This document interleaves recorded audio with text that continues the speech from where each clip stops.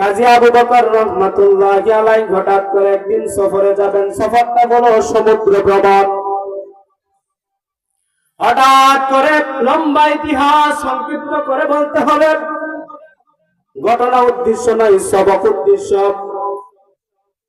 সমুদ্র ট্যুরের মধ্যে সামুদ্রিক তুফানের কবলে পড়ে গেল এই নৌকাটা। হঠাৎ করে নৌকাটা ডুবন্ত অবস্থায় হয়ে গেল। নৌকার মধ্যে যারা ছিল সবাই দুনিয়ার থেকে বিদায় হয়ে গেলেন। কাজী আবু বকর একটা তক্তার মধ্যে ভাইসা আস্তে আস্তে ইয়ামানের দ্বীপের মধ্যে উঠল। ইয়ামানের দ্বীপের মধ্যে ওঠার পর ওনার অজ্ঞান ছিলেন। হুজ যখন ফিরে আসলেন, তাকায় দেখেন ওই দিকে একটা মসজিদের মিনার দেখা যায়। বলেন আল্লাহু আকবার। তাকায় দেখলেন সমুদ্রের মধ্যে যারা ছিল সবাই দুনিয়ার থেকে বিদায় হয়ে গেলেন। মনের অবস্থাটা কেমন বলেন? শুধুমাত্র কাজী আবু বকর একমাত্র জীবিত ছিলেন। ওই দিকে শুকরিয়া আদায় করার জন্য মসজিদে দৌড়ায় গেলেন। মসজিদের শুকরিয়া তান 2 রাকাত নামাজ পড়লেন, আল্লাহর কাছে দোয়া করলেন। উনি ছিলেন হাফেজে কোরআন। নামাজ শেষে তিনি শুকরিয়া তান কোরআন শরীফ হাতে নাই, মুখস্থ তেলাওয়াত করা শুরু করেন। আল্লাহু আকবার। উনার তেলাওয়াত শুনে গ্রামের মানুষগুলো দৌড়ায় আসলেন, আইসা তেলাওয়াত শুনতে লাগলেন। হঠাৎ করে তেলাওয়াত বন্ধ করে দেখেন চতুর্দিক দিয়ে মানুষ ঘেরাও করে ফেলল। বলে আপনারা কারা? বলে আমরা আপনার তেলাওয়াত শুনতেছি, আপনি কোত্থেকে আসলেন? ইতিহাস জানাইলেন। বলে এই ঘটনা শুকরিয়া তান আমি আল্লাহ রাব্বুল আলামিনের কাছে 2 রাকাত নামাজ পড়ে তেলাওয়াত করতেছি। জনগণ বলতেছে আপনার তেলাওয়াত শুনে আমরা বড় মুগ্ধ হয়ে গেলাম। আপনার বাড়ি কোথায়? বলে আমার বাড়ি মক্কায়। বলতেছে আমাকে একটু রাস্তা দেখায় দেন, কিভাবে মক্কায় যাওয়া যায়। বলে না না, তুমি তো ইয়ামান শহরে ইচ্ছাকৃতভাবে আসো নাই, আল্লাহ তাআলা তোমাকে আমাদের এখানে পাঠাইছেন, সুতরাং আমরা আপনাকে ছাড়ব না। সুবহানাল্লাহ। তারা দুঃখ প্রকাশ করতেছেন। বলেন আমাদের মসজিদের একজন ইমাম ছিলেন, কিছুদিন আগে উনি মৃত্যুবরণ করেছেন। আমরা আর কোন ইমাম পাইতেছিলাম না, শুদ্ধ করে তেলাওয়াত করনেওয়ালা, নামাজ পড়নেওয়ালা কোন ইমাম পাই নাই। আপনি আসেন নাই, আল্লাহ পাক আমাদের নিকট আপনাকে এখানে পাঠাইছেন, সুতরাং আমরা আপনাকে ছাড়ব না। আমরা এখানে যারা দেখতেছেন সবাই আপনার কাছে কোরআন তেলাওয়াত আমরা শিখব। সুবহানাল্লাহ। আপনি হবেন আমাদের উস্তাদ, আমরা হব আপনার কোরআনের ছাত্র। যখন তিনি সমস্ত জনগণের কণ্ঠে এই কথা শুনলেন, তিনি দিনের দিকে তাকাইলেন যে আমার কাছে তো দিন বড়, এলাকা আমার কাছে বড় নয়, সুতরাং দিনের স্বার্থে উনি এখানে থাকার সিদ্ধান্ত নিলেন। কিছুদিন যখন অতিবাহিত হয়ে গেল, বলে আপনি তো বিবাহ শাদীও করেন নাই। বলে না, আমি করি নাই। এখন কি করা যায়? বলে আমাদের গ্রামের মধ্যে একজন মহিলা আছে, তারও আব্বা নাই। মহিলাটা বড় ধার্মিক, অনেক সুন্দরী, আমাদের সমাজের সবচেয়ে সুন্দরী এবং সবচেয়ে বড় আল্লাহওয়ালা। আপনি যদি অনুমতি দেন আমরা তার কাছে প্রস্তাব পাঠাইতে পারি।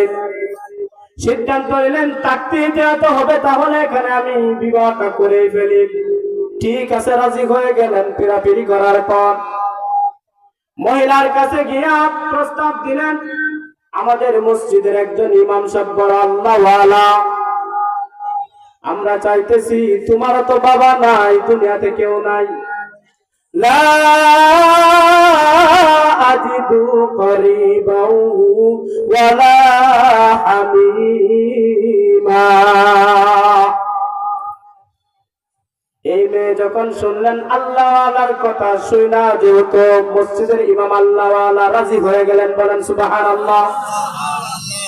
রাজি হওয়ার পর সংক্ষিপ্ত বলতেছি, উনি যখন বাসর ঘরে গেলেন, উনি বিবির দিকে না তাকাইয়া বিবির গলার দিকে তাকাইলেন, দেখেন একটা হার, আল্লাহু আকবার।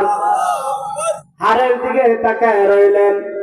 উনি সামনে কদম আর বাড়াইতে পারেন না।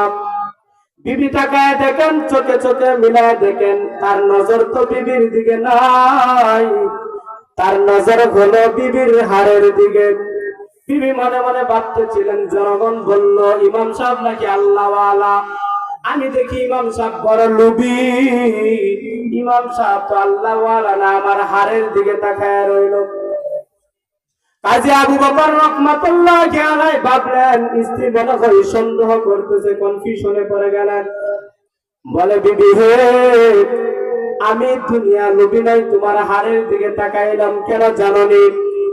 আমার এই হাতটা বড় চিনা চিনা লাগে। বলেন আল্লাহু আকবার। বলে, কি চিনা চিনা? বলে, আমি এই হাতটা 3 দিনের উপবাস ছিলাম, একটা হার পেয়েছিলাম। ওই ঘটনা বলতে লাগলেন। হাতটার 5টা এরকম দানা ছিল, ইয়াকুতের 5টা দানা ছিল, জমরজদের 5টা দানা ছিল। আমার হাতটা পরিচিত পরিচিত লাগে। ওই হারের দিকে তাকাইয়া এই হাতটার সাথে আমি মিলাইতে লাগলাম। অক্ষরে অক্ষরে আমি মিল পাইতেছিলাম। আমি কনফিউশনে পড়ে গেলাম, দ্বিধাদ্বন্দ্ব হয়ে গেল। ওই হাতটায় মনে হয় এই হাত। সুবহানাল্লাহ। মেয়েটা বসে ছিল, তারাই হাওয়া করে কান্না করে। বলে, আপনার নাম কি? কাজী আবু বকর। বলে, হ্যাঁ, আমার নাম কাজী আবু বকর। বলে, আমার আব্বাও মৃত্যুর শয্যায় অবস্থায় মক্কার ওই যুবকের কথা আলোচনা করেছিল। এই হাতটা যখন আমার গলার মধ্যে আমার বাবা পড়ায়, চোখের পানি ঝরঝর করে ছেড়ে দিয়ে বলেছিলেন, মা, এমন একটা আমানতদার যুবক দেখে যদি আমি তোমাকে বিবাহ দিতে পারতাম, আমি বাবার কপাল বড় ধন্য হইতো, কবরে শুয়া শুয়ে আমি শান্তিতে থাকতে পারতাম। মেয়েটি কান্না করে বলতে লাগলো, আপনি সেই আবু বকর? বলে, হ্যাঁ, আমি সেই আবু বকর। বলে, আবু বকরের নাম শুই না নাম জয়পা জয়পা আমার বাবা কেঁদেছিল। বড়ই ভাগ্যবান আমি, আমার বাবার স্বপ্ন পুরা হয়েছে। আল্লাহু আকবার। বিসমিল্লাহির রহমানির রহিম।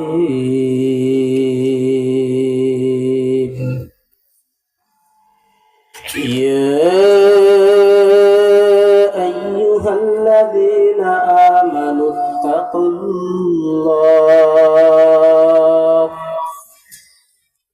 وكونوا مع الصادقين. بارك الله لنا ولكم في القرآن العظيم ونفعنا وإياكم بالآيات والذكر الحكيم. وقال النبي صلى الله عليه وسلم: 4 إذا كن فيك فلا عليك ما فاتك الدنيا: حفظ أمانة وصدق حديث وحسن خليقة وعفة في طعمة، أو كما قال النبي عليه الصلاة والسلام. ونحن على ذلك من الشاهدين والشاكرين، والحمد لله رب العالمين. قالوا سبحانك لا علم لنا إلا ما علمتنا إنك أنت العليم الحكيم. डरते नहीं दुनिया में मुसलमान किसी से, जब मिल गई है दौलत ईमान नबी से। जब मिल गई है दौलत ईमान नबी से, साहिल से लगा दे मुझे इश्क़ों का सफीना, आँखों से दिखा दे मुझे मक्का व मदीना, आँखों से दिखा दे मुझे मक्का व मदीना। बहु दूर से आया हो तुझे यार समझ कर, जालिम ने सताया मुझे बेगाना समझ कर, जालिम ने सताया मुझे बेगाना समझ कर। अल्हम्दुलिल्लाह। লাহন জান্নাতুল উলুম নুরানি মহিলা মাদ্রাসার উদ্যোগে পঞ্চম বার্ষিক তাফসীরুল কুরআন মাহফিলের সম্মানিত সভাপতি, এখানে অনেক উলামায়ে কেরাম আলোচনা করেছেন, করবেন। সময় একদম কম, এজন্য কোনো আলোচনাই গোছানো সম্ভব না। একটা বিষয় নিয়ে আসছিলাম, এই বিষয়টা হয়তো শেষ নাও হতে পারে, সময় আধা ঘন্টা। এজন্য অল্প সময় আমরা মনোযোগ সহকারে যতটুকুই বলি আমলের নিয়তে শুনবো তো ইনশাআল্লাহ। আমি আপনাদের মাঝে যে আয়াতে কারিমা তিলাওয়াত করেছি, উক্ত আয়াত এবং যে হাদিস কানা পাঠ করেছি, উক্ত হাদিসের আলোকে আমরা একটা সবক গ্রহণ করব। আমাদের নবী, বিশ্ব নবী মুহাম্মদুর রাসূলুল্লাহ সাল্লাল্লাহু আলাইহি ওয়াসাল্লাম এটার মধ্যে আমাদেরকে 4টা সবক দিয়েছেন। কয়টা সবক? 4টা সবক। এই 4টা সবক যদি আমরা মানতে পারি, নবী আলাইহিস সালাতু ওয়াস সালাম বলেন, পৃথিবীতে যাদের মাঝে এই 4টা সবক, 4টা গুণ থাকবে, পৃথিবীতে এমন কোন ক্ষমতাধর নাই যেই ক্ষমতাধর তার উপরে ডিঙ্গায় যাইতে পারে। কোন সুবহানাল্লাহ। কয়টা গুণ লাগবে? 4টা। এটা যদি আমরা অর্জন করতে পারি, আল্লাহ তাআলা এই পৃথিবীর সমস্ত রাজত্ব, সম্মান, ইজ্জত এবং সর্ব প্রকারের ইজ্জত দান করবেন। কোন সুবহানাল্লাহ। আজকে মুসলমানদের অধঃপতনের কারণ হলো এই 4টা গুণ না থাকার কারণে। রাসূলুল্লাহ সাল্লাল্লাহু আলাইহি ওয়াসাল্লাম বলেন যে শিক্ষা দীক্ষার উন্নতি, অর্থের উন্নতি, ক্ষমতার উন্নতি, অস্ত্রের উন্নতি, এগুলা বড় উন্নতি নয়। নবী আলাইহিস সালাতু ওয়াস সালাম বলেন, মানুষের সবচেয়ে বড় উন্নতি হলো চরিত্রের উন্নতি। কোন সুবহানাল্লাহ। কিসের উন্নতি? চরিত্রের উন্নতি যদি কারো থাকে, ওই ব্যক্তি সবচেয়ে উত্তম। কোন সুবহানাল্লাহ। রাসূলুল্লাহ সাল্লাল্লাহু আলাইহি ওয়াসাল্লাম আমাদেরকে 4টে কথা বলেছেন, 4টা গুণের কথা বলেছেন। এটা যদি আমরা মানতে পারি, পৃথিবীর এমন কোন ক্ষমতাধর নয় আমাদেরকে পরাস্ত করতে পারে। কোন সুবহানাল্লাহ। 1 নাম্বার কি বলেছেন? নবী আলাইহিস সালাতু ওয়াস সালাম বলেন, হিফযু আমানাতিন। আল্লাহর নবী সাল্লাল্লাহু আলাইহি ওয়াসাল্লাম বলেন, 1 নাম্বার হলো আমানতের হেফাজত। কোন সুবহানাল্লাহ। 1 নাম্বার কি? আমানতের হেফাজত করতে হবে। আজকে পৃথিবীতে যেদিকে তাকাইবেন আমানতের হেফাজত নাই। আল্লাহর হাবিব সাল্লাল্লাহু আলাইহি ওয়াসাল্লাম বলেন, 1 নাম্বার গুণ হলো আমানতের হেফাজত। আমানতের হেফাজত কিভাবে করতে হবে? নবীর যুগ গেল, সাহাবীদের যুগ গেল, পরবর্তী যুগের নাম হলো তাবিঈদের যুগ। আজকে আপনার কাছে একটা যদি কথা বলা হয়, বা এই কথাটা আমানত হিসাবে বললাম, ঠিক থাকে না। আমানতের পরীক্ষা কিভাবে করবেন? রাস্তার মধ্যে যদি কোনো টাকা পান, 1000 টাকার একটা নোট পাইলে পরে আশপাশের দিকে তাকায় টাকাটা আপনি পকেটে ভরে ফেলবেন। যদি রাস্তায় না পাইয়া আপনাদের জামিয়া হুসাইনিয়া মাদ্রাসা কেন্দ্রীয় মসজিদের সামনে এখানে যদি 1000 টাকা রাখেন নামাজ পড়ার পর এই টাকাটাও আপনি পাবেন না, যদিও নামাজ পড়তেছে, কথা ঠিক কিনা? আজকে দুনিয়াতে আমানত নাই, কিন্তু তাবি যুগের আমানত কেমন ছিল? 3 দিনের উপবাস ছিল। এই তাবিঈর নাম ছিল কাজী। এই কাজী সাহেব যখন রাস্তার মধ্যে কিছু মাল পাইলেন, সম্পদ পাইলেন, একটা গলার হার পাইলেন, তার দাম হলো কোটি টাকার উপরে। কোন সুবহানাল্লাহ। কাজী আবু বকর রহমাতুল্লাহি আলাইহি ওই মালটা পাওয়ার পর আল্লাহ তাআলার আয়াত মনে হয়ে গেছে। কোন আল্লাহু আকবার। আরো জোরে বলেন আল্লাহু আকবার। আমি রাস্তায় পাইলাম, পুরা পাইলাম, আমি যদি মনে করতাম 3 দিনের উপবাস থাকতাম, কোটি টাকার একটা হার পাইলে মনে করতাম যে আল্লাহর পক্ষ থেকে আমার ভাগ্য মনে হয় খুলে গেছে। না না, কাজী আবু বকর রহমাতুল্লাহি আলাইহি উনি চিন্তা করেন নাই, হঠাৎ ওনার আল্লাহর কালামের কথা স্মরণ হয়ে গেল। ইন্নাল্লাহা ইয়া'মুরুকুম আন তু'আদ্দুল আমানাতি ইলা আহলিহা। আল্লাহ পাক রব্বুল আলামিন বলেন, যদি কারো আমানত তোমরা পাও, তার পরিবারের কাছে, তার পরিবারের নিকট এটা পৌঁছায় দাও। কোন সুবহানাল্লাহ। আল্লাহ তাআলার নির্দেশ হলো, কারো আমানত যদি তুমি পাও, এটা তার পরিবারের কাছে পৌঁছায় দাও।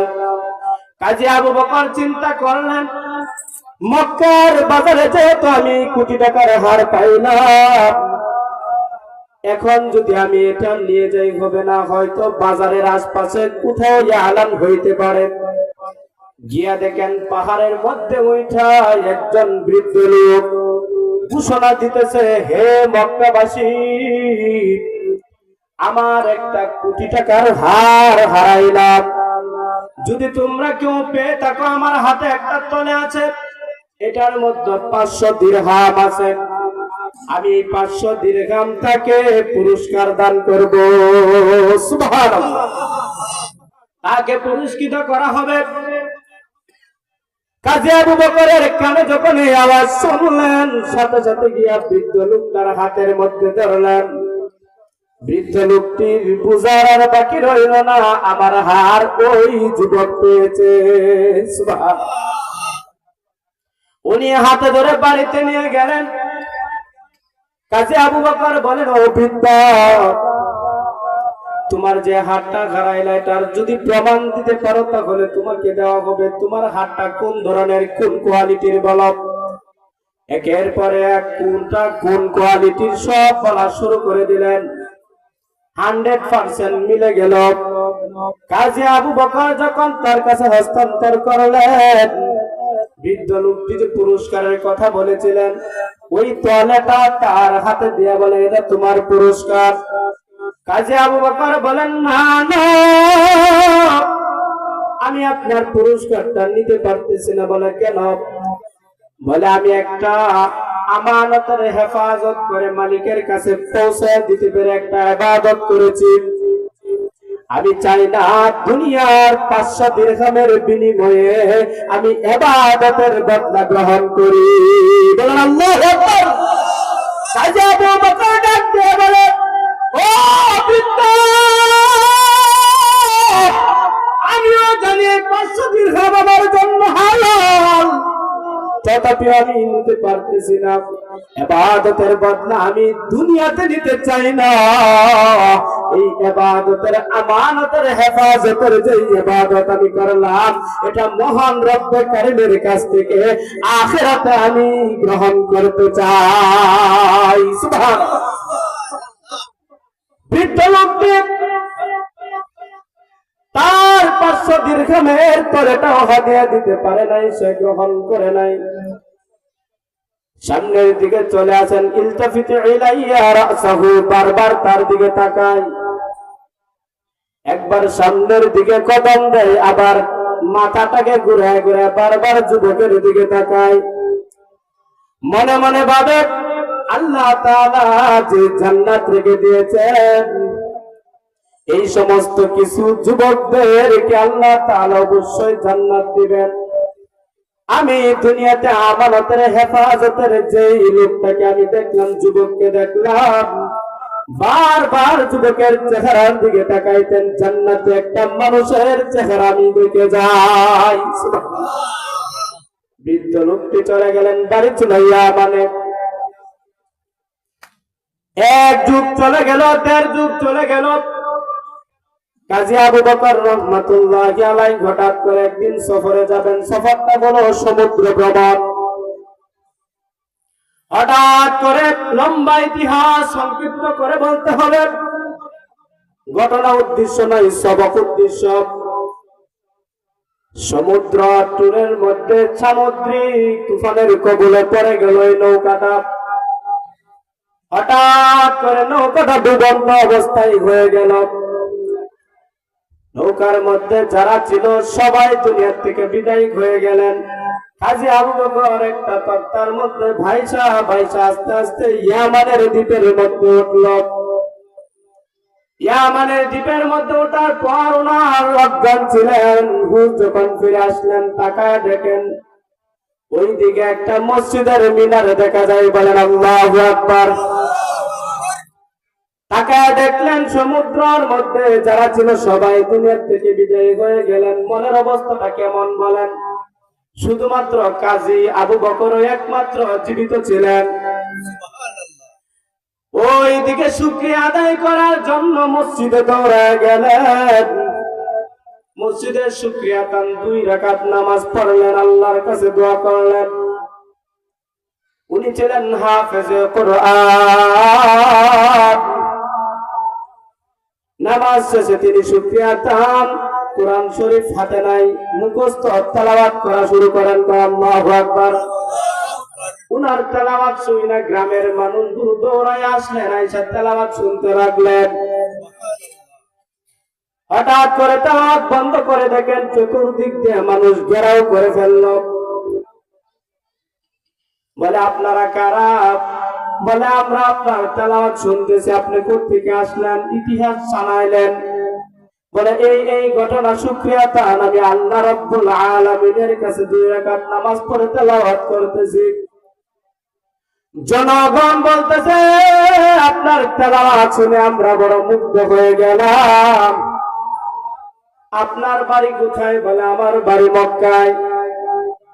বলতেছে আমাকে একটু রাস্তা দেখায় দেন, কিভাবে মক্কায় যাওয়া যায়।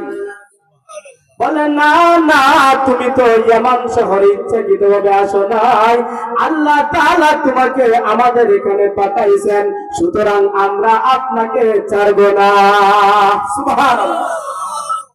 তারা দুঃখ প্রকাশ করতেছেন। বলেন আমাদের মসজিদের একজন ইমাম ছিলেন, কিছুদিন আগে উনি মৃত্যুবরণ করেছেন। আমরা আর কোন ইমাম পাইতেছিলাম না, শুদ্ধ করে তেলাওয়াত করনেওয়ালা, নামাজ পড়নেওয়ালা কোন ইমাম পাই নাই।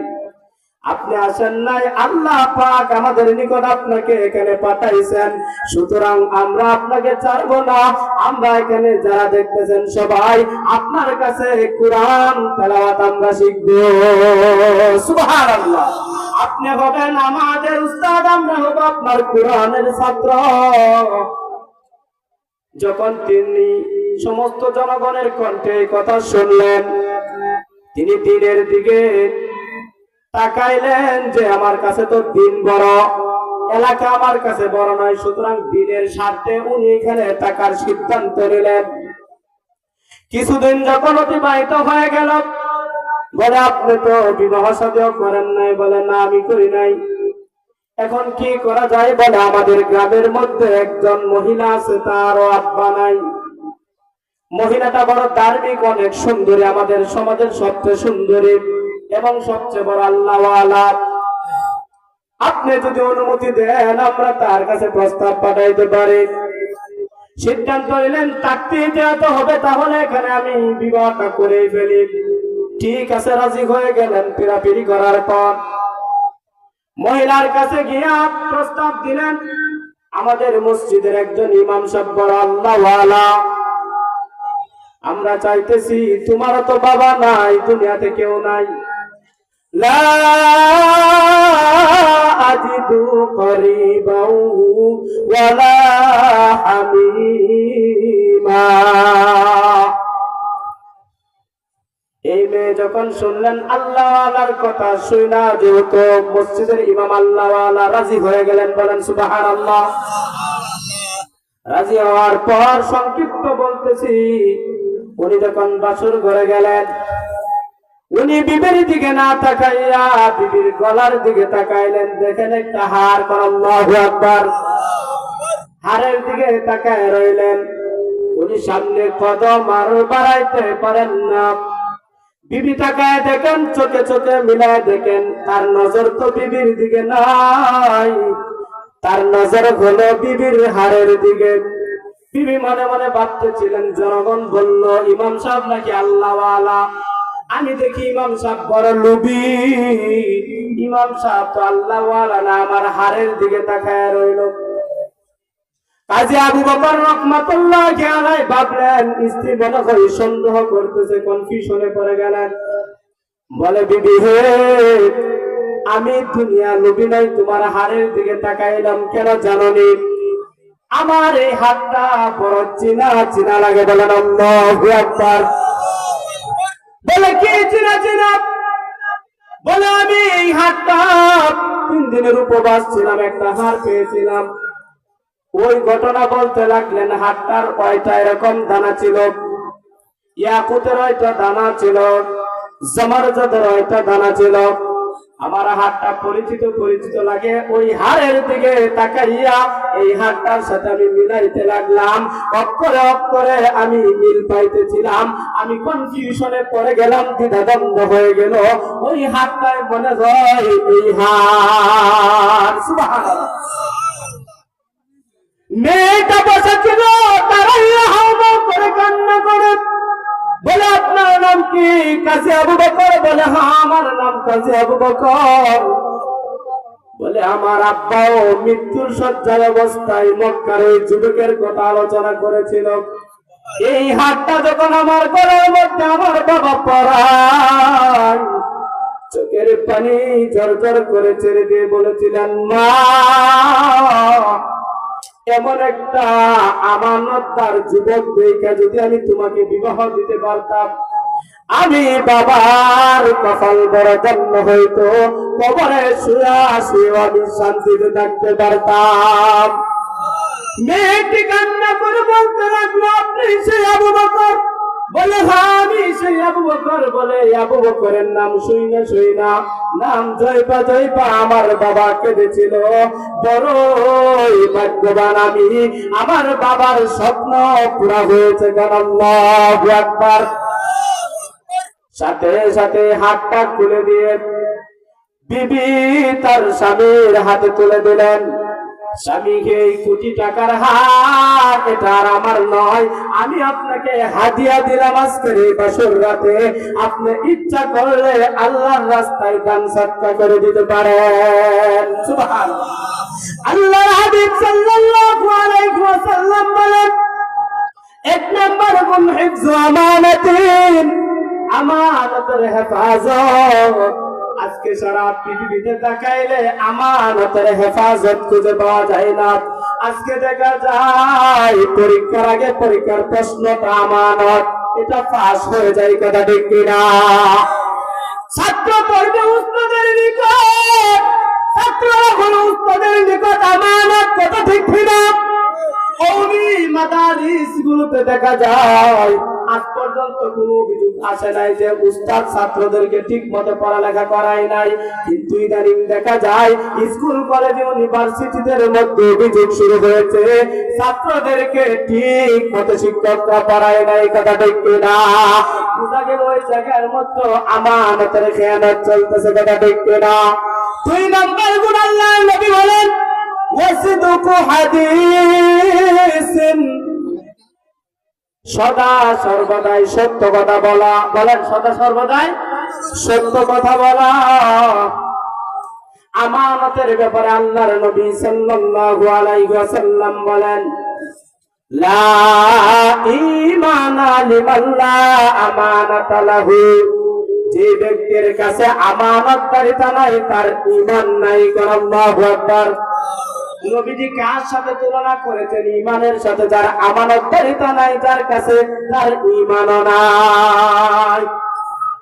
2 নাম্বার, ওয়াসিদকু হাদিসিন, সদা সর্বদা সত্য কথা বলা। আল্লাহ হাবিব সাল্লাল্লাহু আলাইহি ওয়াসাল্লাম বলেন, as-sidqu yunji al-kidbu yuhlik, যারা সত্য কথা বলে এরা মুক্তি পায়, যারা মিথ্যা বলে তারা ধ্বংস। অন্য জায়গায় বলেন, as-sidqu al-kidbu ummul ma'asi, মিথ্যা হলো সমস্ত গুনাহের মা। এই জন্যই সদা সর্বদা সত্য কথা বলা আমাদের নিকট সবচেয়ে স্পষ্ট হলো হযরত জাকারিয়া রাহমাতুল্লাহি আলাইহির আব্বা হিন্দুস্তানের এক ঘটনা। ওনার আব্বার নাম ছিল ইয়াহইয়া কান্দলবি রাহমাতুল্লাহি আলাইহি। ওই জমানার ওই জায়গার মধ্যে দেখা গেল কিছু সময় হিন্দুদের প্রভাব বেশি পাওয়া যায়, আবার দেখা যায় মাঝে মধ্যে মুসলমানদের প্রভাব বেশি পাওয়া যায়। একটা জায়গা নিয়ে দ্বন্দ্ব। কি নিয়ে বজুরে বলেন? জায়গা নিয়ে দ্বন্দ্ব। যেই জায়গাটা একবার খ্রিস্টানরা দখল করে মন্দির করার জন্য হিন্দুরা দখল করে, এখানে হিন্দুদের ব্যানার লাগানো হয়, এটা হিন্দুদের জায়গা, মন্দির বানাবে। আবার কিছুদিন দেখা যায় মুসলমানদের প্রভাব যখন আছে, হিন্দুদের ব্যানার ফেলে দিয়ে মুসলমানদের ব্যানার লাগানো হয়, এখানে মসজিদ নির্মাণ করা হবে। এভাবে দ্বন্দ্ব লাগতে লাগতে এক পর্যায়ে লম্বা ঘটনা, এরা সিদ্ধান্ত নিল, মুসলমানদের মুরব্বীরা এবং হিন্দুদের মুরব্বীরা, আর কত একজনের ব্যানার ক্ষমতায় গেলে দেখা যায় ব্যানার চেঞ্জ করা হয়। আওয়ামী লীগ গেলে বিএনপির ব্যানার বাতিল, বিএনপি গেলে আওয়ামী লীগের ব্যানার বাতিল। কথা দেখতে না? এরকম ভাবে যখন হইল, ক্ষমতা যাদের থাকে তাদের ব্যানারই দেখা যায় সারা দেশে, ক্ষমতা নাই তাদের ব্যানারও নাই। কথা দেখতে না? এমন আর কতদিন চলবে? একটা সিদ্ধান্তে পৌঁছা দরকার।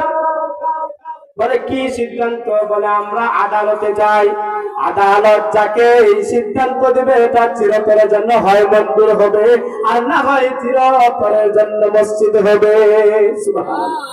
সবাই মিলে দুপাটি মিলে আদালতে গেলেন। আদালত বলতেছে এটার কি নথিপত্র কাগজপত্র আছে? বলে কিছুই তো নাই। বলে কিছু না, আমি এটার সিদ্ধান্ত দিব কিভাবে? যদিও আদালতের মধ্যে যিনি প্রধান বিচারপতি হিন্দু ছিল, কিন্তু তার মধ্যে আমানতকারিতা ছিল। সুবহানাল্লাহ। উনি বলতেছেন আমি তো কোনো কিছুই ফয়সালা দিতে পারবো না, তবে একটা কথা মনে রাখেন, আপনারা আপনাদের এলাকার মধ্যে কোনো প্রবীণ কোনো বৃদ্ধ মুরব্বী আছে কিনা? বলে আছে।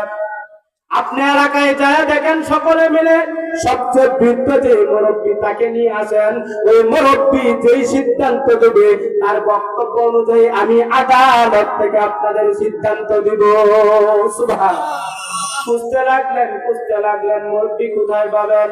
গিয়া দেখেন একজন মুরব্বী, উনার চাইতে বড় বড় বৃদ্ধ আর কেউ নাই।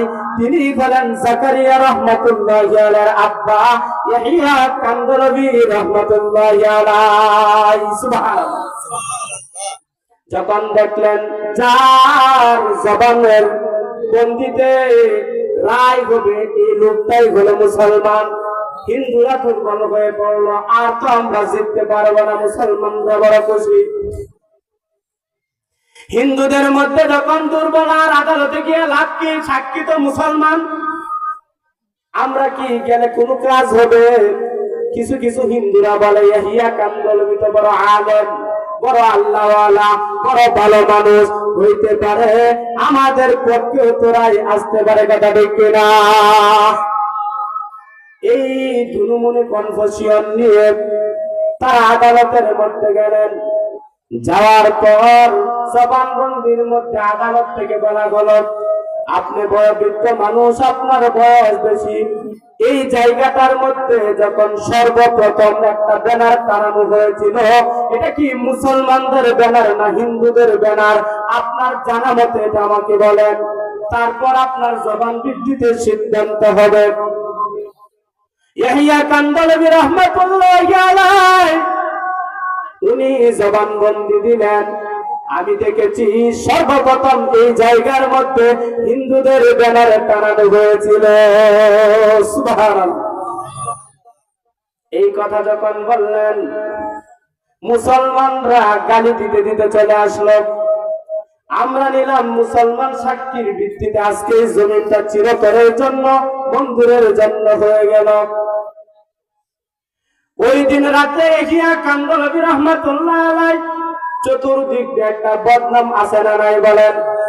নিলাম আমাদের পক্ষে একটা কথা বললেই তো হয়ে যাইতো, কিন্তু ইয়াহিয়া কান্দলবী রাহমাতুল্লাহ দেখেন যেখানে যাবেন সেখানেই সমালোচনা ঘরের মধ্যে ছিলেন। ফজরের আগে দিয়ে চতুর্দিক দিয়ে গুরু গুরু করে আওয়াজ। তিনি চিন্তা করলেন, মুসলমানরা যেভাবে খেপছে, মনে হয় আমাকে আক্রমণ করার জন্য আমার বাড়ি ঘেরাও করেছে। ডাকতেছেন, ইয়াহিয়া কান্দলবী ঘরে থাকলেন, আপনি দরজা খোলেন। দরজা খুইলা দেখে ফজরের আগ মুহূর্তে তার বাড়ি ঘরের মধ্যে কোন মুসলমান নয়, সমস্ত হিন্দুরা তার বাড়ি ঘেরাও করেছে। সুবহানাল্লাহ। বলে, আপনাদের ব্যাপারে তো সিদ্ধান্ত দিলাম, আপনারা আমার বাড়িতে কেন? বলে, কেন আসছি জানেন? এই জন্য আসলাম যে আপনি তো ইচ্ছা করলে একটা মিথ্যার আশ্রয় নিতে পারেন। এই জন্য আল্লাহ নবী বলেন, আসিদকু ইউনজি ওয়াল কিযবু ইহলিক। সত্য মানুষকে মুক্তি দেয়, মিথ্যা মানুষকে ধ্বংস করে। আপনি আপনার জবানবন্দিটা ছিল আমাদের পক্ষে, আপনি সঠিক একটা কথা বলেছেন। আপনার জবান যদি এতটুকু পাক ও পবিত্র হইতে পারে যে ইসলাম ধর্মের মধ্যে আপনি একটা মিথ্যার আশ্রয় নিতে পারেন নাই, ইসলামের এই নবীর আদর্শ না জানি কত সুন্দর। সুবহানাল্লাহ। সুতরাং আমরা ঘরে বসে থাকতে পারবো না, আমরা ঘরে বসে থাকতে পারবো না। যেই ধর্মের মধ্যে মিথ্যা কথা বলা যায় না, যেই ধর্মের মধ্যে এত সুন্দর আদর্শ, যেই নবীর আদর্শ গ্রহণ করে একটা মিথ্যা কথা আপনি বলতে পারেন নাই, আমরা আর আমাদের ধর্ম নিয়ে থাকতে চাই না। ওই জায়গার মধ্যে আমরা মসজিদ নির্মাণ করতে চাই, আমাদেরকে আপনি কালিমা পড়ে মুসলমান বানান। সুবহানাল্লাহ। এই আদর্শ আমরা গ্রহণ করে ফেলবো। ইয়াহিয়া কান্দলবী রাহমাতুল্লাহি আলাইহি তাদেরকে মুসলমান বানাইলেন। সকলে মিলে ফজরের নামাজ পড়লেন। ফজরের পরে এখানে মন্দিরের ব্যানার উঠায় দিয়ে চিরতরে মসজিদের নামে ওয়াকফ হয়ে গেল। সুবহানাল্লাহ। আল্লাহর নবী বলেন, চারটা জিনিস যদি মুসলমান করতে পারে, সারা পৃথিবীতে কেউ তাদেরকে পরাস্ত করতে পারবে না। সুবহানাল্লাহ। এক নম্বর হিফজু আমানাতিন, আমানতের হেফাজত। দুই নম্বর ওয়াসিদকু হাদিসিন, সদা সত্য কথা বলা। তিন নম্বর হুসনু খলিকাতিন। এই কথা বলে আমি হয়তো শেষের দিকে টানবো। উত্তম চরিত্র বলেন, উত্তম চরিত্র কি? তিন নাম্বারটা উত্তম চরিত্র কেমন? পারস্যের রাজ সম্রাটের সন্তান বড় সন্ত্রাস ছিল, তার নাম ছিল হরমুজান। নাম কি বলেন? কাফের মুশরিকদেরকে সাতাইতো, এমন কি বহু মুসলমানদেরকে সে হত্যা করেছে। বড় জালেম ছিল, উগ্র ছিল। তাকে উমর রাদিয়াল্লাহু তাআলা আনহুর খেলাফতকালে গ্রেফতার করা হলো। উমর ফারুক রাদিয়াল্লাহু তাআলা আনহু গ্রেফতার করার পর তাকে ডাইকা আনলেন। এই পারস্য সম্রাটের সন্তান, তুমি মানুষদেরকে ত্রাস সৃষ্টি করো, উগ্রপন্থায় মানুষদেরকে হত্যা করো, মানুষ তোমার যন্ত্রণা থাকতে পারে না, তুমি বড় জালেম। আর উগ্রদেরকে বলা হয় জঙ্গি, আর জঙ্গি হত্যা করা জায়েজ। সুতরাং তোমার সিদ্ধান্ত হবে, তোমার কল্লা উড়ায় দেওয়া হবে, এটাই সিদ্ধান্ত। বলে, তাই নাকি? বলে, হ্যাঁ। এই কথা বলার পর উমর ফারুক রাদিয়াল্লাহু তাআলা আনহুকে তখন তার কল্লা কাটার সিদ্ধান্ত হয়ে গেল। বলে আমার মৃত্যুর আগে একটা আফিত্তি, বলে কি আফিত্তি, আমাকে এক গ্লাস পানি পান করাইবেন কিনা। বলে এটা একটা ব্যাপার হইলো, মৃত্যুর আগে কত আশা পুরা হয় না, তো এক গ্লাস পানি চাইছো, এটা পারবো না। বলে দেন। তুমি এই কথা বললা কেন? বড় আপনি যে ধরনের লোক, উমরে বলতেছেন, আপনি যে ধরনের লোক, আমার মনে হয় না মৃত্যুর আগে আমি এই পানির গ্লাসটা পানি পান করতে পারবো। হাতে নিয়ে এই কথা যখন বললেন, না নেন আপনার পানি, আপনি নিয়ে নেন, আমি খাবো না। বলে কেন? আমার ভয় লাগতেছে, পানি পান করার আগেই মনে হয় আমাকে হত্যা করে ফেলবেন। উমর রাদিয়াল্লাহু তাআলা আনহু বলেন, না তোমাকে হত্যা করা হবে না, তুমি পান করো। হোটেলে আপনি আমার সাথে বলেন, তো কি বলবো? বলেন যে এই পানি পান করার আগে আপনাকে হত্যা করা হবে না, এটা আপনি বলেন। বলছে যে এই পানি পান করার আগে আপনাকে কি করা হবে না, হত্যা করা হবে। বাস এই পানিটা লয়ে ওই সাথে পানিতে মাটিতে ফেলে দিল, বালুময় মরুভূমি, বালুতে ফেলে দিল। পানি আছে না বালু খেয়ে ফেলছে। এখন হরমুজান বলে, ও উমর, এই পানি তোলা যেমন সম্ভব নয়, পান করাও সম্ভব নয়, এখন হত্যা করাও সম্ভব নয়। আপনি আমি এলে কি করতাম বলেন? উমর ফারুক রাদিয়াল্লাহু তাআলা আনহু, আল্লাহ পাক রব্বুল আলামিনের আয়াত স্মরণ হয়ে গেল, ইয়া আইয়ুহাল্লাযীনা আমানু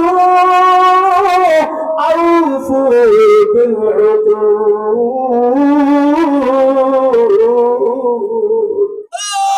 উমর ফারুক রাদিয়াল্লাহু তাআলা আনহু বলেন, ঈমানদাররা যদি ওয়াদা দেয়, প্রতিশ্রুতি দেয়, এটা পুরা করে ঈমানদাররা। আল্লাহু আকবার। উমর ফারুক রাদিয়াল্লাহু তাআলা আনহু তাকে ছেড়ে দিলেন। ছেড়ে দেওয়ার পর কিছুক্ষণ পর বাহির থেকে আবার আসলেন, আয়েশা পড়া শুরু করেন, না আশহাদু আল্লা ইলাহা ইল্লাল্লাহু ওয়া আশহাদু আন্না মুহাম্মাদান আবদুহু ওয়া রাসূলুহু। বলে আল্লাহু আকবার। কালিমা পরে মুসলমান হয়ে গেল। উমর ফারুক রাদিয়াল্লাহু তাআলা আনহু বলেন, ও হরমুজান, তোমাকে তরবারি দেখানো হলো, তুমি মুসলমান হও নাই, এখন স্বেচ্ছায় তুমি মুসলমান হয়ে না কেন? ওই হরমুজান বলে, তরবারি যে ধার ছিল এটার ধরে আমি মুসলমান হয় নাই। তোমার পানিটা ফেলার পরে তোমার চরিত্রের মধ্যে এমন একটা ধার দেখলাম, নবীর এমন একটা আদর্শ দেখলাম, এই আদর্শের ধারে আমি মুসলমান হয়ে গেলাম। সুবহানাল্লাহ। আল্লাহর হাবিব বলেন, 3 নাম্বার গুণ ওয়া হুসনু খলিকাতিন, চরিত্রের সৌন্দর্যতা। ইসলামে যত মুসলমান হয়েছে চরিত্রের কারণে বেশিরভাগ মুসলমান কোন ঠিক কিনা? বুইসতু লিউতাম্মিমা মাকারিমাল আখলাক। আল্লাহর নবী তো প্রেরিত হয়েছেন আখলাক প্রতিষ্ঠা করার জন্য, কথা ঠিক কিনা? অন্য হাদিসে আসছে বুইসতু মুআল্লিমান, আল্লাহর নবী হলো আখলাকের শিক্ষক, কথা ঠিক কিনা? 4 নাম্বার গুণ ওয়া ইফাতু ফি তু'মাতিন। বলার সময় নাই, কথা ঠিক না? 4 নাম্বারটা বলার সময় নাই, কতটুকুই বলি। খাবার, হালাল খাবার খাওয়া। কি খাবার খাওয়া বলেন? 4 নাম্বারটা হালাল খাবার খাওয়া। কি খাবার? এগুলার উদাহরণ দেওয়ার সময় নেই, কথা বলা শুনো। অতটুকু ইফাতু ফি তু'মাতিন, হালাল খাবারের ব্যাপারে বলা হয়েছে। আর কে বাতান আজহারা মাসফাকেনি রাহুরা রাগসু আফলাকেনি। হারাম খাবার যার পেটে ঢুকবে তার ইবাদত কবুল হবে না। ইবাদত কি হবে না? তাহলে আল্লাহর নবী 4টা নসিহত করেছেন, এই 4টা গুণ যার মধ্যে থাকবে পৃথিবীর কোনো মানুষ তাদেরকে পরাস্ত করতে পারবে না। 1 নাম্বার হিফজু আমানাতিন, আমানতের হেফাজত। 2 নাম্বার ওয়াসিদতে হাদিসিন, সদা সর্বদা সত্য কথা বলা। 3 নাম্বার হুসনু খলিকাতিন, উত্তম চরিত্রে চরিত্রবান হওয়া। 4 নাম্বার ওয়াইফাতু ফি তু'মাতিন, হালাল খাবার খাওয়া। এই 4টা গুণ আপনার মাঝে, আমার মাঝে, যুবকদের মাঝে এবং পর্দানিসীন মা বোনদের মাঝে আসার তৌফিক দান করুন। সবাই বলে আমিন। অনেক ব্যাখ্যা আছে, এক একটা ব্যাখ্যা লম্বা, এগুলো আলোচনা করার সময় নাই, যেহেতু সময় সংক্ষিপ্ত। আমার পরে আরো উলামায়ে কেরাম আলোচনা করবেন। এই 4টা কথার উপরে আমল করতে পারবো তো ইনশাআল্লাহ। আমানতের হেফাজত করব, আর সদা সর্বদা সত্য কথা বলবো, পারবো না ইনশাআল্লাহ? আর আমরা সর্বদা আমাদের আখলাককে সুন্দর করব, ওয়াদা প্রতিশ্রুতি পুরা করব, আর হালাল খাবার খাওয়ার চেষ্টা করব ইনশাআল্লাহ। আল্লাহ তাআলা আমাদের সবাইকে কথাগুলোর উপর আমল করার তৌফিক দান করুন। সবাই বলে আমিন। আজকের এই মাহফিলকে আল্লাহ কবুল করুন। সবাই বলে আমিন। ওয়া আখির দাওয়ানা আলহামদুলিল্লাহি রাব্বিল আলামিন।